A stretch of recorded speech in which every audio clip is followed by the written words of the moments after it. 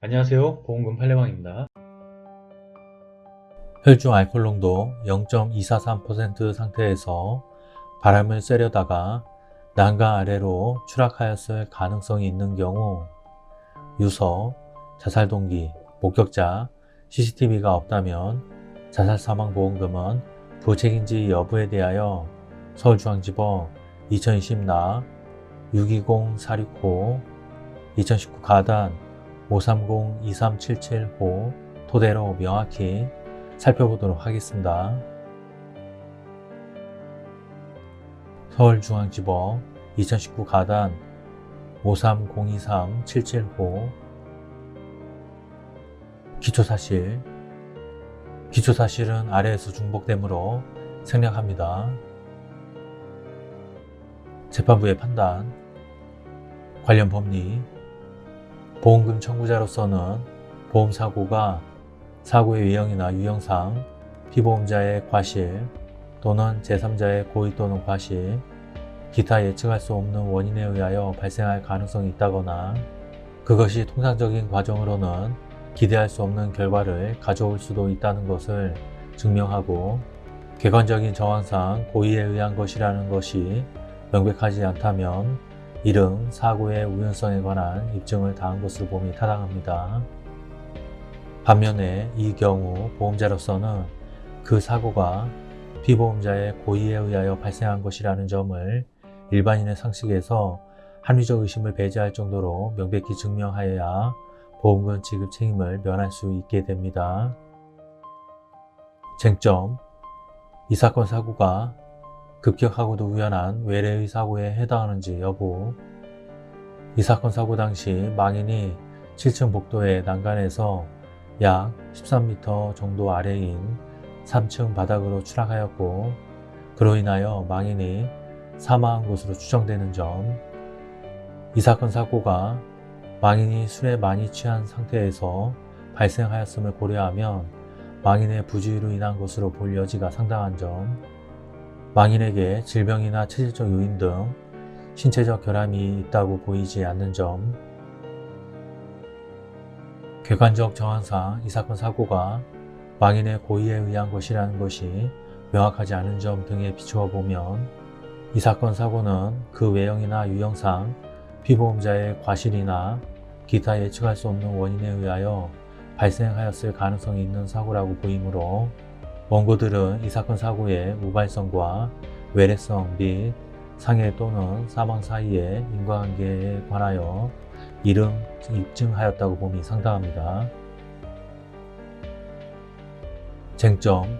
이 사건 사고가 망인의 고의에 의하여 발생한 것인지 여부. 불리한 사실 내지 사정.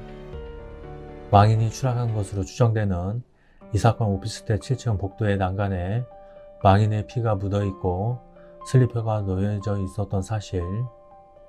이 사건 사고 당시 망인의 채무는 합계 4천만 원이 넘고 망인이 거주하였던 집에 3개월분 차임과 4개월분 관리비가 연체되어 있었던 사실.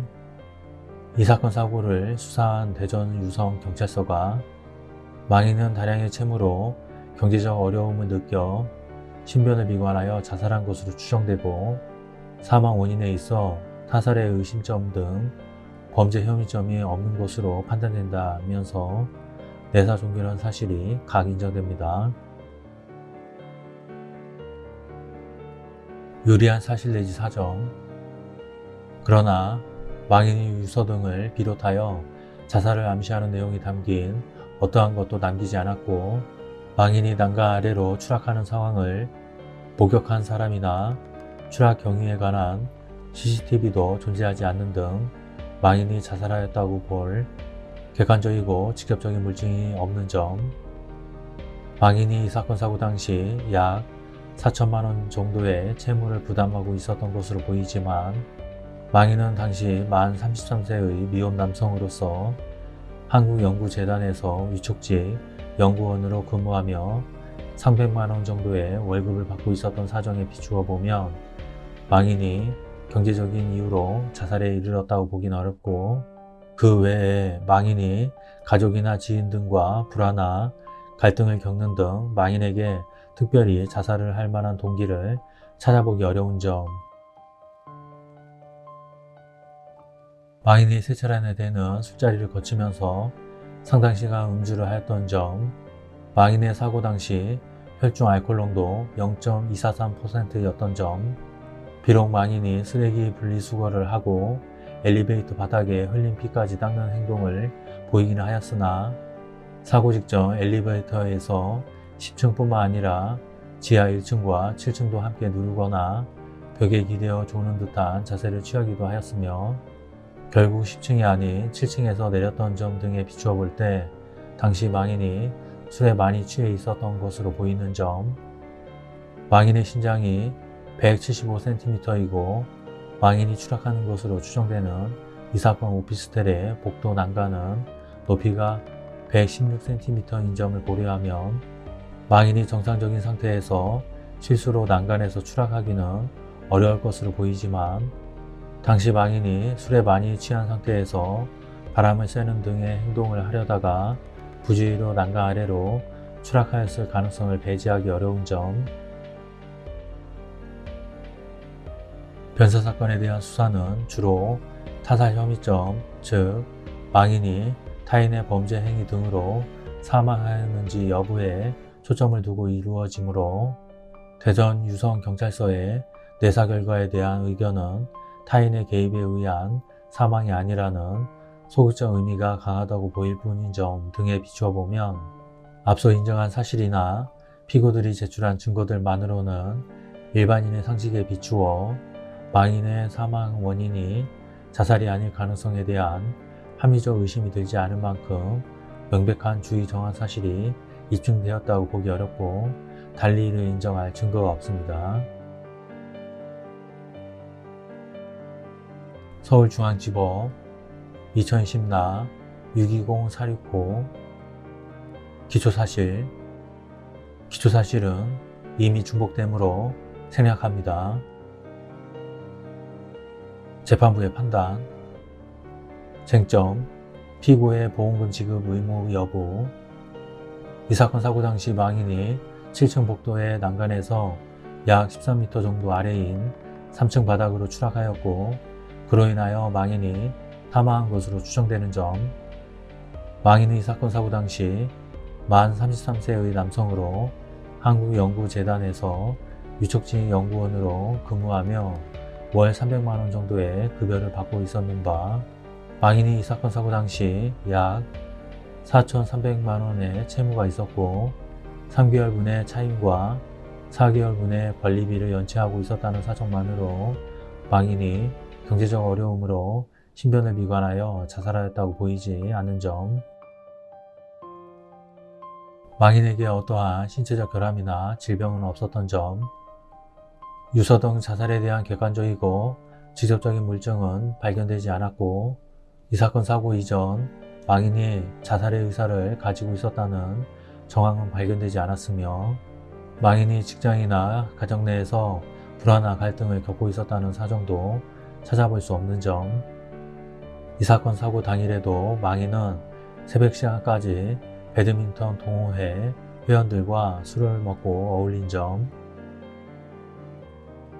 이 사건 사고 현장에 망인의 슬리퍼가 놓여져 있었다고 하나 구두가 아닌 슬리퍼는 일부러 벗지 않아도 난간에서 추락하면 벗겨질 수도 있는 점, 망인이 키가 175cm이고 난간의 높이는 116cm여서 난간에 기대었다가 추락할 가능성은 낮을 것으로 보이지만 망인이 이 사건 사고 당시 혈중 알코올 농도 0.243%의 상태로 엘리베이터에서 10층뿐만 아니라 7층과 지하 1층을 함께 누르고 벽에 기대어 조는 모습도 보이고 7층에서 내린 것으로 보아 망인은 만취 상태에 있었던 것으로 보이는 바, 그렇다면 망인이 난간에 기대었다가 무게중심을 잃으면서 추락할 가능성을 배제할 수 없는 점, 망인이 이 사건 사고 직전 1층까지 내려와 쓰레기 분리수거를 하고 자신이 흘린 피를 닦기 위해 10층 주거지에서 휴지를 가져와서 엘리베이터 내부를 닫고 1층으로 내려가 분리수거장에 남긴 피를 닦았는데 곧 자살할 의사를 가진 사람의 행동으로는 여겨지지 않는 행태를 보인 점 등에 비추어 보면 이 사건 사고는 망인으로서는 예견할 수 없었고 통상적인 과정으로도 기대할 수 없었던 것으로서 망인이 예측할 수 없었던 원인에 의하여 발생한 것으로 우연한 사고에 해당한다고 봄이 상당합니다. 쟁점, 피고의 면책 여부.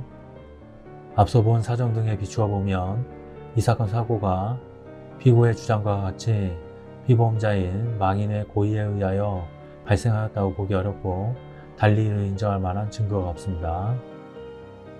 결론적으로 보험회사는 보험 수익자에게 상해사망보험금을 지급할 의무가 있습니다. 마치겠습니다. 긴 시간 시청해 주신 점 고맙습니다.